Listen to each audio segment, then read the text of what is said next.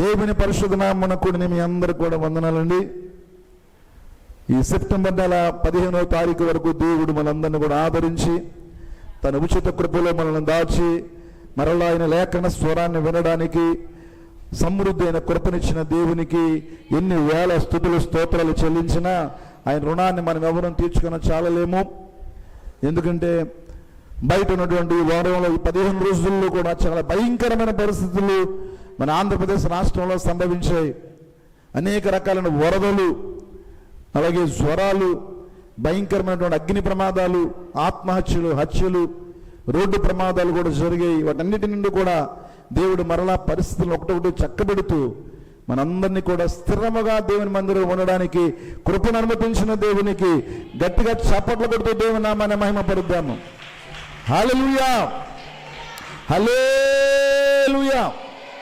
ఎన్ని మేలులు, ఎన్ని ఉపకారములు, ఎన్నెన్నో మహోన్నతమైన కార్యములు మన కుటుంబాలలో దేవుడు జరిగిస్తున్నాడు. ఆయన నిజమైన దేవుడు, ప్రేమగల దేవుడు, వాత్సల్యాన్ని చూపిస్తున్న దేవుడు. అలాంటి దేవుని లేఖన స్వరాన్ని వినడానికి మీరందరూ ఆసక్తితో మీరందరూ ఎదురు చూస్తున్నారు. ప్రతి లేఖన స్వరం ద్వారా ఎన్నో ఆత్మీయమైన పాఠాలు మనం నేర్చుకుంటున్నాము. న్యాయాధిపతుల గ్రంథము ద్వారా దేవుడు ఆయా పాత నిబంధన కాలంలో ఏ రీతిగా తన భక్తులను వాడుకుని తన ప్రజలను సరిచేసుకుంటూ ప్రతి ఒక్క మాట ద్వారా ఆత్మీయ మర్మాన్ని మనకు తెలియజేస్తూ అనేక విషయాలను మనందరూ నేర్చుకోవడానికి కృప చూపుతున్నాడు. మొదటి న్యాయాధిపతిని మోషే, రెండవ న్యాయాధిపతిని యెహోషువ, అలాగే ఒత్నీయేలు, యెహూదు, షక్మరు, దెబోరా అనే వారుల గురించి సమగ్రమైన సమాచారాన్ని మీకు అందించడం జరిగింది. ఈరోజు మరి ఒక నూతనమైన వ్యక్తిని మీకు పరిచయం చేయాలని నేను ఆశపడుచున్నాను. ఆ వ్యక్తిని పరిచయం చేసే ముందుగా అప్పుడున్న పరిస్థితులను ఒకసారి సవివరంగా వివరిస్తాను. చాలా శ్రద్ధగా వినండి. ఇజ్రాయిల్ ప్రజలు దెబోరా నాయకత్వంలో 40 సంవత్సరాలు అద్భుతమైన శాంతిని, నెమ్మదిని, ప్రశాంతతను పొందుకున్నారట. ఒక రోజు, 2 రోజులు కాదు. ఎన్ని రోజులండి? 40 సంవత్సరాలు అద్భుతమైనటువంటి సమాధానం. ఈ లోకంలో ఎవరైనా కోరుకునేది ఏంటంటే కూల్ లేకపోయినా పర్లేదు కానండి, ఇంట్లో ఏముండాలి, ఇంట్లో మనశ్శాంతిగా ఉంటే చాలంటారు చాలామంది. అది నిజమైన కోరిక. ఆహారం లేకపోయినా పర్లేదు, ఆస్తి అంతస్తు లేకపోయినా పర్లేదు, కానీ మనశ్శాంతి ఉంటే చాలని. అదే ఇచ్చాడు దేవుడు ఇజ్రాయిల్ ప్రజలకు.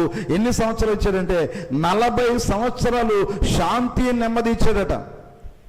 40 సంవత్సరాలంటే ఇంచుమించుగా ఒక half of the life. Bible ప్రకారంగా 70 లేదా 80 సంవత్సరాలు బ్రతికే ఈ మానవుడు, అందులో 40 సంవత్సరాలు హ్యాపీ లైఫ్ ఉంటే ఇంకేంటండి, అంతకంటే గొప్ప అదృష్టం ఏముంది? 40 సంవత్సరాలు హ్యాపీ లైఫ్ లీడ్ చేస్తున్నటువంటి ఈ ప్రజలు యెహోవా దేవుని పట్ల కృతజ్ఞతగా ఉండవలసింది పోయి, యెహోవా దేవుని పట్ల అమితమైన ప్రేమను చూపించాల్సింది పోయి, వీరు ఆ ఆనందములో, ఆ సంతోషములో, ఆ యొక్క మంచి లాభకరమైన దినాలలో వీరు ఎలా మారిపోయారంటే, న్యాయాధిపతి గ్రంథము 6వ అధ్యాయం 1వ మాట చదువు తల్లి. యెహోవా దృష్టికి, చూసారా, మనుషుల దృష్టికి మనం చెడ్డవాగమైనా పర్లేదు, కానీ దేవుడి దృష్టికి ఎలా ఉండాలి? మనం ఎప్పుడు మంచిగా ఉండాలి. దేవునికి స్తోత్రం కలుగును గాక. మనుషుల దృష్టిలో ఎలా ఉన్నా పర్వాలేదు, గెంటుకు రావచ్చు. కొంతమంది మనుషులు మనం ఇష్టపడేవారు, ఆయన చాలా మంచివాడండి, చాలా బుద్ధిమంతుడండి, చాలా తెలివైన వాడండి, మంచి అందగాడండి అని రకరకాల పేర్లు మనకు పెడతారు మనుషులు ఆయా పరిస్థితులను బట్టి. ఒక్కొక్కసారి పొగిడినోరే మన తిడుతుంది, ఒక్కొక్కసారి మన పెట్టే అమ్మే మనం తిట్టవచ్చు. మనుషుల యొక్క మనస్తత్వాలు మారిపోతూ ఉంటాయి. మనుషుల దృష్టిలో ఎలా ఉన్నా పర్వాలేదు, కానీ ఒక మనిషి దేవుని దృష్టిలో మట్టుకి చాలా చాలా చాలా మంచిగా కనబడాలి. కానీ ఇజ్రాయిల్ ప్రజలకు 40 సంవత్సరాలు అద్భుతమైన కాలాన్ని, అదృష్టవంతమైన కాలాన్ని, శ్రమలు లేని కాలాన్ని, ఇబ్బందులు లేని కాలాన్ని, శాంతిని, సమాధానాన్ని, సంతోషాన్ని, సమృద్ధిని ఇస్తే వీళ్ళు ఏం చేశారంటే ఆ హ్యాపీలు, ఆ సాఫీలు ఏం చేశారంటే వెళ్ళిపోయారు, చెడిపోయారు. అందుకే క్రైస్తవ మార్గాన్ని కొత్త నిబంధన గ్రంథం ఏం చేశారంటే శ్రమల మార్గం గుండా తీసుకెళ్ళాడు అనమాట. అందుకే ఇలాగ ఇస్తేనే ఇలాగ ఉంటుంది. వీళ్ళని ఏం చేశారట, 7 సంవత్సరములు యెహోవా 7 ఏండ్లు వారిని మిద్యానీయులకు అప్పగించెను. అబ్బా, ఈ మిద్యానీయులు ఎలాంటి వారు అంటే, అసలు ఈ మిద్యానీయులు ఎవరు అని ఒక ప్రశ్న వేసుకుంటే, వీళ్ళు అబ్రహాము కుమారుని యొక్క సంతానముకు చెందిన ఒక జాతి. ఆదికాండం 25వ అధ్యాయం 2వ మాట చదవండి త్వరగా. కొద్దిగా మిద్యానీయుల గురించి ఒకసారి చిన్న డిస్క్రిప్షన్ చేసుకుందాం.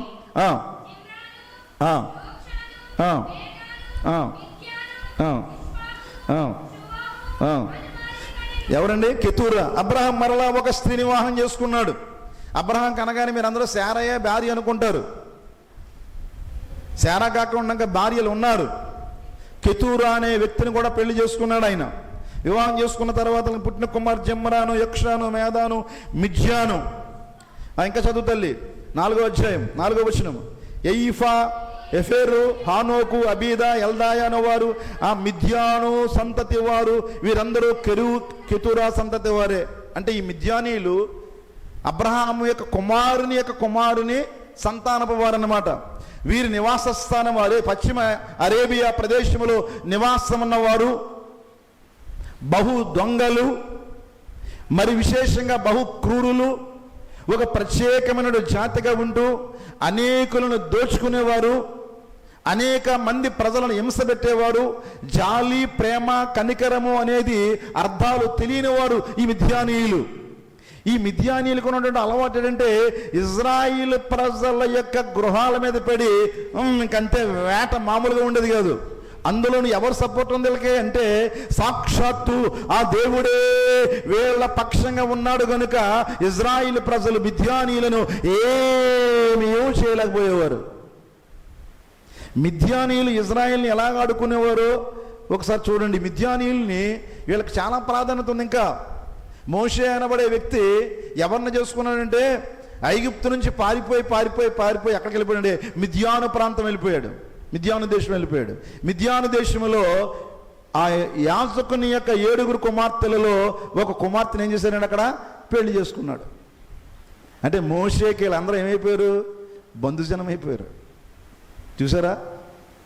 వీళ్ళందరూ పయ్యోళ్ళు గట్రా కాదు, బీరకాయ పీసే. చూడండి, నిర్గమాకాండము 2వ అధ్యాయం 15వ మాట చదువు తల్లి, అక్కడ కూడా ఉంటుంది. ఆ సంగతి విని మోషే చంపేశాడు కదా, ఐగుప్తుని చంపేయగానే మరి తెలిసిపోయింది. ఎక్కడ పారిపోయి ఎక్కడ పోయాడమ్మా? మిద్యాను దేశాన్ని పారిపోయి నిలిచిపోయి బావి దగ్గర కూర్చున్నాడు. మిద్యాను యాజకునికి 7 కూతుళ్ళు ఉన్నారు. అందులో ఒకదాన్ని పెళ్లి చేసేసుకున్నాడు. ఇంకా అదంతా పెద్ద హిస్టరీ, ఎక్కడ దాకా వెళ్ళడం లేదు. ఇది మోషేతో లింక్ ఉంది, అబ్రహాముతో ఏర్పడిన లింక్ ఇది. వీళ్ళు కూడా విస్తరించిన ప్రజలు, దేవుని కోపాగ్నికి గురైనటువంటి ప్రజలు ఎవరంటే ఇజ్రాయిలీలు. ఇజ్రాయిల్ అంటే దేవునికి అమితమైన ప్రేమ. ఏ దైవజనుడు నిలబడినా ఇజ్రాయిల్ ప్రసక్తి లేకుండా ప్రసంగం వెళ్ళదు. ఎందుకంటే దేవుని చేత ఎంపిక చేయబడిన ప్రజలు. వీరిని ఎలాగైనా బాగు చేసుకోవాలి. చూడండి, మనం బాగా ప్రేమించిన వ్యక్తిని మనం ఆ వ్యక్తి చెడిపోయినా మనం ఏం చేస్తుంటాం? ఎలాగైనా బాగు చేసుకుని ఆ వ్యక్తిని మన దగ్గర తీసుకురావాలని మనం ప్రయత్నం చేస్తూనే ఉంటాం. ఎలాగైనా సరే ఆ వ్యక్తిని బాగు చేసుకోవాలి, ఎలాగైనా సరే ఆ వ్యక్తిని మళ్ళీ రాబట్టుకోవాలనే ఆలోచన మనం ఎలాగైతే కలిగి ఉంటామో, దేవాది దేవుడు కూడా ఇజ్రాయిల్ ప్రజలను అమితంగా ప్రేమించేవాడు. కాబట్టి వాళ్ళకి ఎలాగైనా ఒక పక్కన సుఖాన్ని ఇచ్చేవాడు, ఒక పక్కన లాభాన్ని కలిగించేవాడు, ఒక పక్కన అనేక రకాలైన సౌకర్యాలను వారు కలుగజేస్తున్నప్పుడు వారు దేవుని ప్రేమను గుర్తెరుగక, దేవుని ప్రేమ యొక్క ప్రాధాన్యతను వారు గమనించగా, ఒక్కొక్కసారి దేవుని ప్రేమను లోకు చేసి వారు దేవుని కోపాగ్నికి గురి చేస్తూ ఉండేవారు. అలాంటి సందర్భంలో వారి మీద చర్య ఈయన ఒక్కొక్కసారి తీసుకోలేక వీళ్ళని ఎవరికి అప్పచెప్పిన శత్రువుల చేతికి, మీరు వీళ్ళు ఎట్టు వచ్చినట్టు ఆడుకోండి వీళ్ళతోటి, మిద్యానీయుల చేతికి అప్పగించగా, మిద్యానీయులు ఎలాగో వీరిని బాధ పెడుతూ ఉండేవారంటే 4వ వచనం చదవండి, మొట్టమొదటి మాట.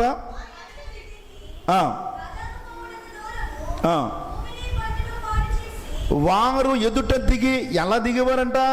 మిడతల దండత విస్తారముగా వారి మీదకి వచ్చి.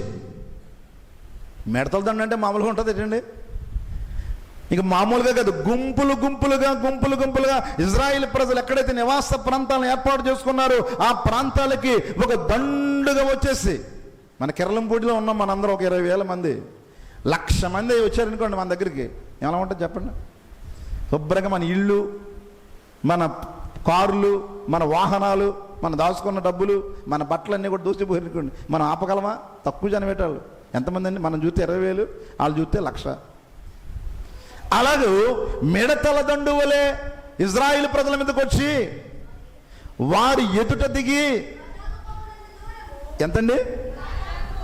ఆ గాజాకు పోనంత దూరము భూమి పంటను పాడు చేసి, పంట పాపం పండిద్దామని వ్యవసాయం చేసుకుని అనేక రకాల పంటలు పండిస్తూ ఆ భూమి అంతా కూడా చక్కని సారవంతమైన నేలగా తయారు చేసి పంట వేసి, పంట కోసుకునే సమయంలో వీరు తినడానికి వీలు లేదు ఈ పంటనని ఆ పంట అంతా కూడా శుభ్రంగా ఈ గేదెలతో లేదా ఒంటెలతో, ఈ గొర్రెలతో, మేకలతో శుభ్రంగా తొక్కించేసి సర్వనాశనం చేసేసేవారట.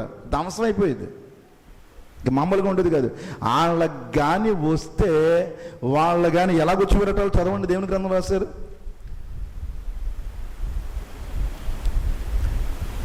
పశువుల గుడారమును తీసుకుని మిడతల దండులు విస్తారముగా వచ్చి పంటను, ఒక గొర్రెని గాని, ఎద్దును గాని, గాడిదను గాని, జీవన సాధనం ఏదైనను ఇశ్రాయేలుకు ఉండనీయలేదు. వారును వారి ఒంటెలను లెక్క లేకుండా ఉన్నాయి. ఒంట్లతోటి లెక్కలేని ఒంట్లు. ఇంకా మరి తిరిగి ఇజ్రాయేల్ ప్రజల వారితో యుద్ధం చేయడానికి ఎట్టి పరిస్థితులను కూడా అవకాశమే లేకుండా ధ్వంసం చేసేసేవారట. ఇంకా అది చూసిన తర్వాత మన నోటి దగ్గర ఉన్న తిండి ఎవరైనా మనం లాగేసుకుంటే, మనం భోంచేస్తున్నప్పుడు ప్లేట్ లాగేసుకున్నారు కోపంగా మనకి ఎలా ఉంటుంది చెప్పండి? ఎంత బాధగా ఉంటుంది. అయ్యో తిని తిండిని ఏం చేశాడు రా బాబు వీడి దుర్మార్గుడు, లాగేశాడని మనం ఎంత విలవెల్లాడిపోతాం.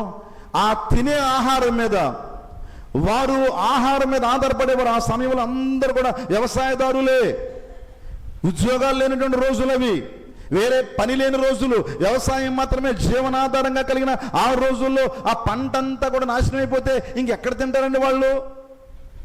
ఏమి తింటారు? రాళ్ళు రప్పలు తినగలరా?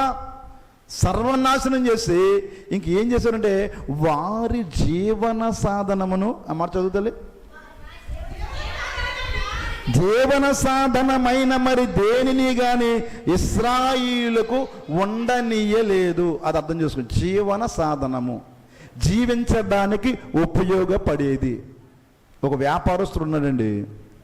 ఆ వ్యాపారస్తుడికి ఒక జీవన సాధన ఉంటుంది. వ్యాపారం ఒకటే కాదు, వ్యాపారస్తుడి దగ్గర ఆ వ్యాపారం చేయడానికి కొన్ని వస్తువులు ఉంటాయి. ఆ వస్తువులు లేకపోతే ఏం చేయలేము చెప్పండి? ఓ టైలరింగ్ పెట్టాడండి ఒక ఆయన, టైలరింగ్ షాపు, లేడీస్ టైలరింగ్ అని పెట్టాడు. మొత్తం 10 మిషన్లు పెట్టాడు. 10 మిషన్లతో 10 మందికి ఆడవాళ్ళని వేసుకుని చక్కగా జాకెట్లు, చీరలు కుట్టేస్తున్నాడు. ఓ 10 మంది దొంగలు వెళ్ళారు. శుభ్రంగా మిషన్లు అన్నీ కూడా ఏం చేశారు? ఐశ్వర్యాన్ని ఎక్కించుకుని పట్టిపోయి శుభ్రంగా చెత్త కొట్టేసేసి ఆ షాప్ అంతా ధ్వంసం చేసి లైట్లన్నీ పగలగొట్టి పోయారు. ఇప్పుడు ఏమైంది? ఆయనకి జీవన సాధనను ఏం చేశారు? మిషన్లన్నీ కూడా పట్టిపోతే ఏం పట్టిపోయినట్టు? వారు జీవించడానికి ఉపయోగపడే సాధనాన్ని పట్టిపోయినట్టు. బాడుగ కారు వాడే ఒక కారు ఓనర్ అనుకోండి, అంటే అద్దెకి ట్యాక్సీ తిప్పుతాడు. ఆ ట్యాక్సీ పట్టిపోడు అనుకోండి, ఏమైంది? జీవన సాధన పట్టిపోయినట్లు లెక్క. వాడు దాని మీదే బతుకుతున్నాడు, ఆ ట్యాక్సీ మీదే బతుకుతున్నాడు, ఆ కారు మీద బతుకుతున్నాడు. ఆ కారే పట్టిపోయారు. పట్టిపోతే అది జీవన సాధనము. మనం జీవించడానికి ఉపయోగపడే పరికరాలు, పనిముట్లు, వాటి మీద దాడి జరిగితే ఇంక ఏది తీసుకుని వెళ్ళగలరు? వ్యవసాయదారులు పనిచేయడానికి పార కావాలి, కొడవలు కావాలి. ఆ కొడవలి పార లేకపోతే వాళ్ళు ఎక్కడ పని చేయగలరు? తాపీ మేస్త్రి పని చేయాలంటే ఒక తాపీ కావాలి.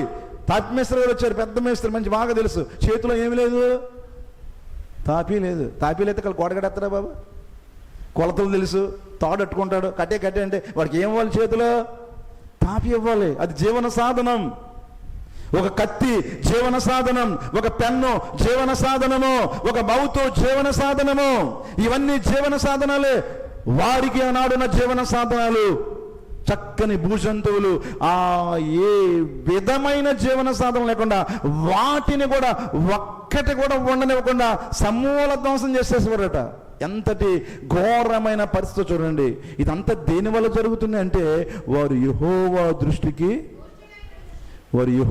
దృష్టికి దోషులైనందున ఇంతటి శిక్ష వారి మీద రాబోతుంది. పైగా వీరు ఎలాగా బతుకుతున్నారంటే బిక్కుమంటే వీరి బ్రతుకు జీవన విధానం చూస్తే మరి స్వరంగాల్లో చదువుతల్లి ఒకసారి. మిద్యానీయుల చెయ్యి ఇశ్రాయేలు మీద హెచ్చైన గనుక మిద్యానీయుల ఎదుట నిలువలేక కొండలలో, వాగులలో, గుహలలో దుర్గములను తమకు సిద్ధపరచుకుని ఎక్కడికెక్కడికో చెట్టయి పట్టయి పోయాడంటారు చూడండి. వీళ్ళకి కానీ ఎలాగొస్తే కొండలో పారిపోయారు కొంతమంది, గుహల్లో పారిపోయారు కొంతమంది. ఎక్కడ కూడా వీళ్ళు ఐక్యత ఉండేది కాదు. రకరకాలుగా ఒక దారిని వచ్చిన 10 మంది 10 దారిలో పోతున్నట్టుగా ఎక్కడ కొండ ఉంది, ఎక్కడ గుహ ఉంది, ఎక్కడ దాక్కోవచ్చు, ఎక్కడ చెట్టు తొర్ర ఉంది అని చెట్టు తొర్రల్లోకి, గుహల్లోకి పారిపోయి ప్రాణాలు కాపాడుకునేవారట. ఎంతటి దుర్భరమైన పరిస్థితి అండి. దేనివల్ల వచ్చింది ఇది కేవలం దేనివల్ల వచ్చింది? అయ్యో 40 సంవత్సరాలు యెహోవా దేవుని దయ వలన అద్భుతమైన సౌకర్యాన్ని పొందారే. యెహోవా దృష్టిలో దోషులైనందున వీరు చెట్టై పుట్టై పోవడానికి గల కారణము, ఒక తండ్రి తన కుమార్తెను అద్భుతంగా పెంచాడట, చాలా ప్రేమగా పెంచాడట. పొద్దున్నే కుమార్తెను చూడకుండా ఉండలేకపోయాడు. ఏది అడిగితే అది, కుమార్తె ఏది అడిగితే అది, ఏది కొనమంటే అది, ఏ షాపులో డాడీ నాకు అది కావాలి, డాడీ నాకు అది కావాలంటే అదే, డాడీ నాకు పలానాది తినాలంటే అది తెచ్చేసేవాడు. అది కాకినాడలో ఉన్న, రాజమండ్రిలో ఉన్న, విజయవాడలో ఉన్న క్షణాల మీద ఆర్డర్ చేసి తీసుకొచ్చేవాడు. మా డాడీ నేను ఏదంటే అది చేస్తాడు. మా డాడీ నేనంటే చాలా ఇష్టం, నేను ఏది అడిగినా దాన్ని కాదనడైనా అని 17 ఏళ్ల వయసులో పనికి మాలిన ఒక వ్యక్తిని ప్రేమించిందట. చదువు పెద్దగా రానివాడు, బేవర్సగా తిరిగేవాడు, బాధ్యత లేనివాడు, తండ్రి లేనివాడు, కుటుంబ జీవితం లేనివాడు, ఇలాంటి వ్యక్తి మీద పాపం ప్రేమ పెంచుకుని ఒకనాడు తండ్రికి చెప్పకుండా ఒక రాత్రి వెళ్ళిపోయింది. వెళ్ళి ఎక్కడికి పోయి ట్రైన్ ఎక్కి వెళ్ళిపోయారు. పెద్ద మహాపట్నం వెళ్ళిపోయారు. అయ్యగారి యొక్క అవతారం అమ్మగారికి 1 రోజులని తెలిసిపోయింది. వీడు అందగాడే, పొడిగ్గానే ఉన్నాడు, కానీ ఈమెకు కావాల్సిన సౌకర్యాలు తెచ్చేంత కెపాసిటీ ఈయనలో లేదు, పని చేసే తత్వం లేదు, సోమరివాడు, ఏ పని చేతకానేవాడు. అప్పుడు ఆహారం లేక, సరైన గృహవసతి లేక, సరైన వస్త్రాలు లేక, మరి ఒంటికి రాసుకోవడానికి ఒక సబ్బు కూడా లేక, పేస్ట్ కూడా లేక, పలకరించేవారు లేక, అప్పుడు కుమిలి గోడ దగ్గరికి వెళ్ళి అయ్యో నా తండ్రి దగ్గర ఉంటే ఎంత సౌకర్యంగా ఉండేదాన్ని, నా తండ్రి నాకున్న ప్రతి అవసరతను తీర్చేవాడు, నేను అంశతులిక తలప మీద పడుకునేదాన్ని, ఏసీలో ఉండేదాన్ని, సుఖకరమైన భోజనం తినేదాన్ని, అయ్యో ఇంతటి గొప్ప శాంతికరమైనటువంటి పరిస్థితిని వదిలేసి ఈ రోజున ఈ పనికి మాలిన వాడితో, ఈ యొక్క చెదారంతో నిండినటువంటి మారుము వల్ల మురికిగా ఉన్నటువంటి ఏరియాలో వాడికి అద్దెకి ఇవ్వడానికి కూడా డబ్బులు లేక వాడు ఎక్కడ పెట్టాడంటే మురికి వాడలో కాపురం పెట్టాడట. ఈ ఫ్లెక్సీలు వేసుకున్నటువంటి దాంట్లో వాసన, సరైన లిటర్లు లేక ఇబ్బంది పడుతున్నటువంటి ఆ క్షణంలో తండ్రి ప్రేమ గుర్తు చేసుకుని ఇంకా తండ్రికి ముఖము చూపించలేక ఆ రోజున రైల్వే స్టేషన్కి వెళ్ళి ఆ ట్రైన్ కింద తలపెట్టి చనిపోయిందట. ఎంత ఘోరమైన పరిస్థితి మీరు ఆలోచించండి. ఇది కథ కాదు, ఇది నిజంగా జరిగిన యథార్థమైన సంఘటన. మనకు దేవుడు అమితమైనటువంటి సౌకర్యాలను, సుఖాలను కలిగించినప్పుడు దేవుని ప్రేమ నుండి మనం ఎప్పుడు బయటికి వెళ్ళిపోకూడదండి. అది గమనించాలి. అక్కడే మనం పప్పులను తప్పులను కాలు వేస్తూ ఉంటాం. ఇజ్రాయేలు చేసిన పరిస్థితి అదే. వీరిని సరిచేయడానికి ఎంతటి ఘోరమైన దుర్భర జీవితాన్ని జీవిస్తున్నారు చూడండి. తల్లికి పిల్లకి జాడ లేకుండా వీళ్ళు వస్తున్నారంటే త్వరల్లోకి, సొరంగాల్లోకి, గుహల్లోకి పోయి దాక్కున్నారు. వీరి కష్టాన్నంతటిని కూడా వ్యవసాయం చేసి ఆ పంటను సమకూర్చడం ఎంత కష్టం మీరు ఆలోచించండి. ఆ కష్టాన్నంతటిని కూడా ఒక్క రోజులో వచ్చి శుభ్రం ధ్వంసం చేసి మొత్తం తొక్కేసి కనబడ్డవని చెదకొట్టేసి వారికున్న జీవన సాధనాలన్నింటినీ కూడా దోచేసి పట్టుకుపోవడమే మిద్యానీయుల యొక్క పని. కఠినాత్ములు, ద్రోహులు, దొంగలు ఇలాంటి కఠినమైన మనుషులకు అప్పగించారట. కానీ ఇజ్రాయేల్ ప్రజల జీవితంలో మనకు అద్భుతమైన పాఠం నేర్చుకోవాలి. ఇలాంటి దుర్భర జీవితంలో దేవుని పట్ల కృతజ్ఞత లేని వారైనప్పటికీ, కృతజ్ఞత అంటే ఏమిటో అర్థం తెలియని వారైనప్పటికీ, దేవుని ప్రేమలో ఉన్నటువంటి లోతు ఎత్తు ఎంతో గ్రహించలేని వారైనప్పటికీ వారికి ఒక అద్భుతమైన అలవాటు ఉందండి. ఇజ్రాయేల్ ప్రజలకు ఉన్నటువంటి అద్భుతమైన అలవాటు ఏంటో చెప్పనా? ఒక అద్భుతమైన శ్రేష్టమైన అలవాటు ఉంది. ఎలాంటి ప్రతికూల పరిస్థితులైనప్పటికీ, దేవుని ప్రేమను వారు పొందినప్పటికీ, ఆ ప్రేమను గుర్తించలేని వారైనా, దేవుని ఆదరణను, దేవుని ధైర్యాన్ని, దేవుని చేత అనేకమైన యుద్ధాలను గెలిచిన వారైనా అవన్నీ కూడా మనసులోని చెరిపివేసుకుని మరిచిపోయేవారైనా వీరికి అద్భుతమైన ఒక అలవాటు ఉంది. ఆ అలవాటు ఏంటంటే, చదవండి ఒకసారి, నేను గ్రంథం చూపిస్తాను. ఇశ్రాయేలీయులు మిద్యానీయుల వలన మిక్కిలి హీనమైన దశగా వచ్చినప్పుడు, గట్టిగా చప్పట్లు కొట్టండి. అది ఆయుధం, అద్భుతమైన ఆయుధం. అది మాత్రం మర్చిపోలేదు. మిక్కిలి హీన దశ. ఏన దశ అంటే ఇంకా చూడలేని దశ. ఒకప్పుడు పూలు అమ్ముకున్నారట ఓ ప్లేస్లో. అదే ప్లేస్లో కట్టెలు అమ్ముతున్నాడు కూడా మనం చూడగలుగుతాం బాబు?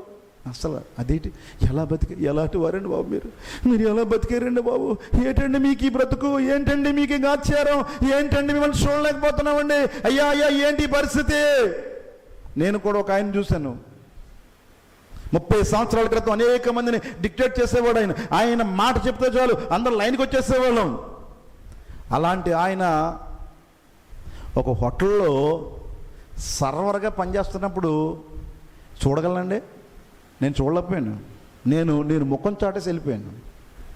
నేను ఆ పరిస్థితుల్లో ఆయన చూడలేకపోయాను. ఒకప్పుడు అనేక మందికి జీతాలు ఇచ్చిన ఆయన, ఒకప్పుడు అనేక మందికి పెట్టిన ఆయన, ఒకప్పుడు అనేక మంది ఆయనకి సెల్యూట్ కొట్టిన ఆయన 3 దశాబ్దాలు అయిపోయేసరికి వాడలు బళ్ళు వాడుతున్నట్టుగా మిక్కిలి హీన దశకు వచ్చేసాడు ఆయన.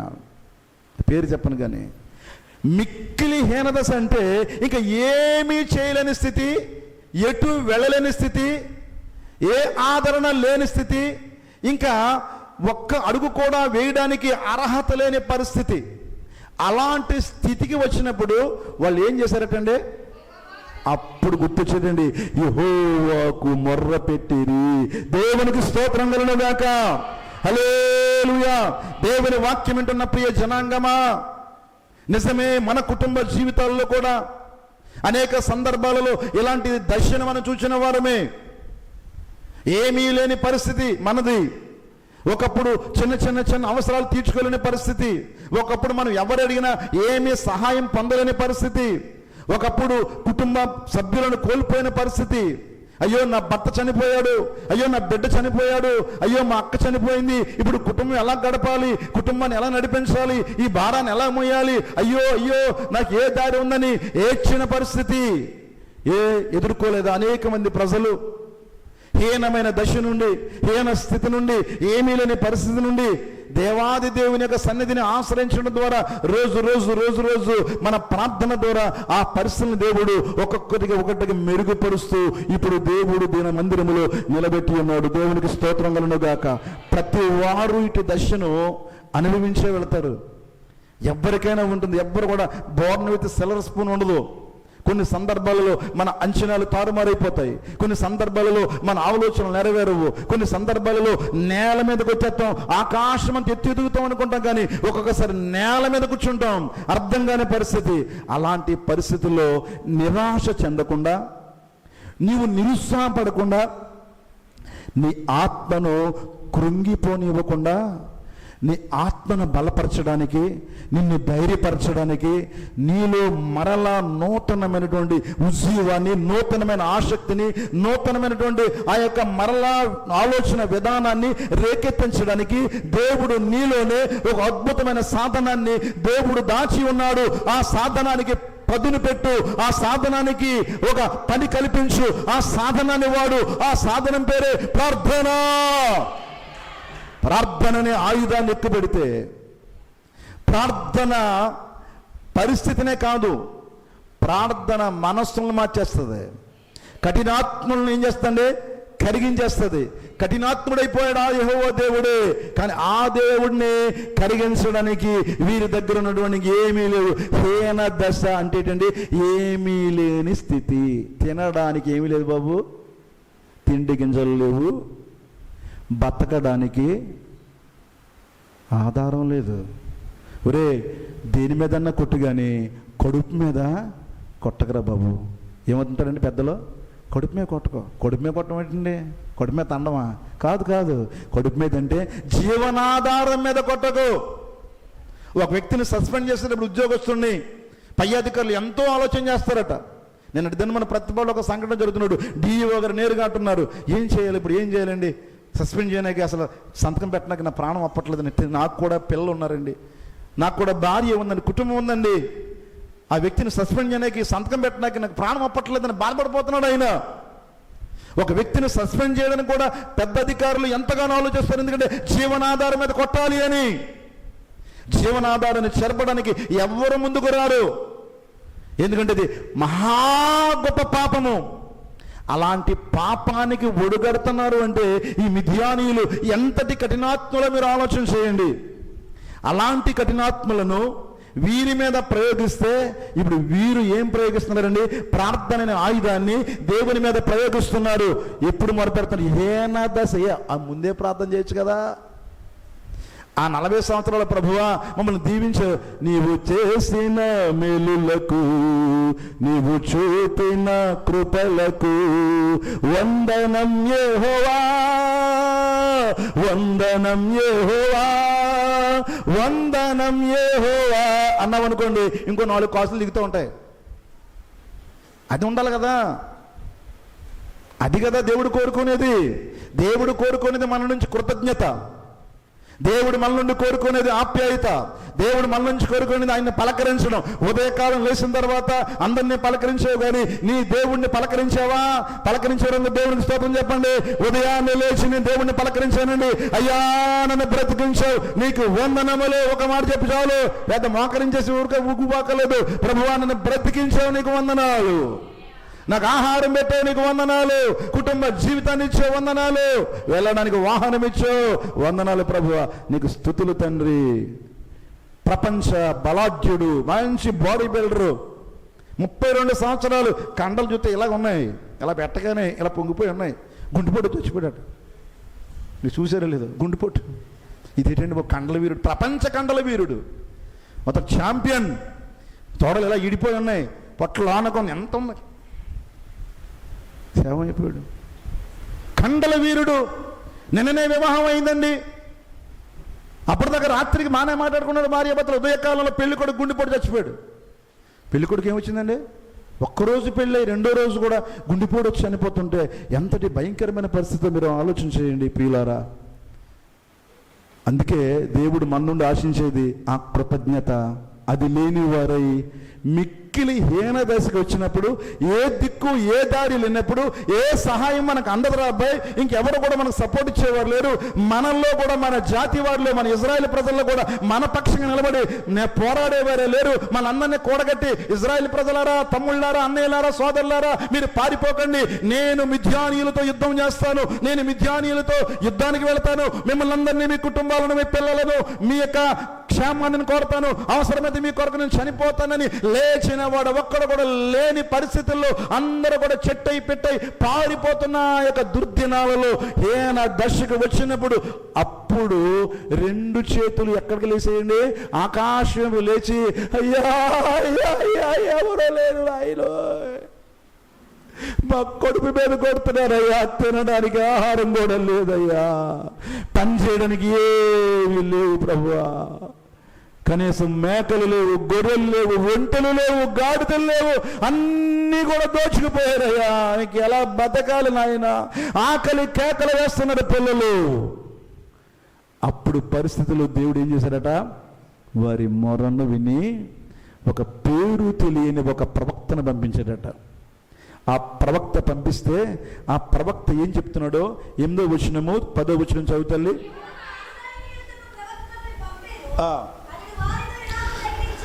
అతడు వారితో ఎలాగూ ప్రకటించెను, అది చెప్తున్నాడు, ఇశ్రాయేలీయులారా మీరందరూ బాధపడుతున్నారే, ఈరోజు మీ జీవనాధారం పోయిందని, మీ భూపంటలన్నీ కూడా మిద్యానీయులు పాడు చేశారని, మీకు తినడానికి